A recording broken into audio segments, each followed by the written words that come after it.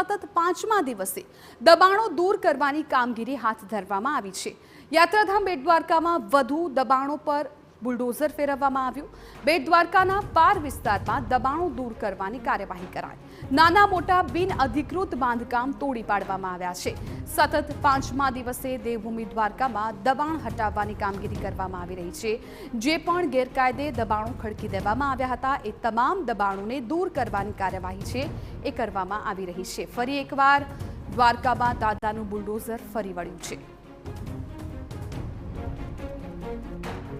ખ્યાલ છે કે છેલ્લા 4 દિવસથી રાજકોટ રેન્જના દેવભૂમિ દ્વારકા જિલ્લા અને જામનગર જિલ્લામાં મોટા પ્રમાણમાં કોસ્ટલ એરિયાની સુરક્ષા માટે રાજ્ય સરકારની મોટી ઝુંબેશ, જેમાં ગેરકાયદેસર જે દબાણો દરિયાઈ પટ્ટી વિસ્તારોમાં કરવામાં આવેલા છે એ તમામને દૂર કરવાની કામગીરી ચાલુ છે। આ બંને જિલ્લા દેશની સામરિક સુરક્ષા માટે અને દેશની આંતરિક સુરક્ષા માટે ખૂબ જ સંવેદનશીલ વિસ્તાર છે। આ વિસ્તારોમાં બંને જિલ્લાઓમાં ટોટલ 51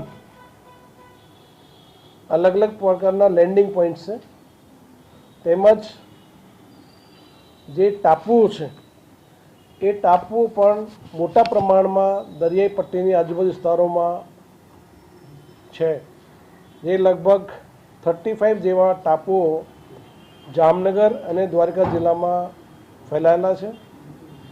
આપને ખ્યાલ છે કે ટાપુ દેશની સૌથી મોટી સુરક્ષાની દ્રષ્ટિથી અગત્યના હોય છે, અને પણ જ્યારે દુશ્મન દેશ આપણા સૌથી નજીક વિસ્તારમાં એને એરિયા લાગતા હોય ત્યારે જે ટાપુઓ છે એ ટાપુના સામરિક દ્રષ્ટિ અને આંતરિક દ્રષ્ટિના કારણે આની ઇમ્પોર્ટન્સ ખૂબ જ વધી જતી હોય છે।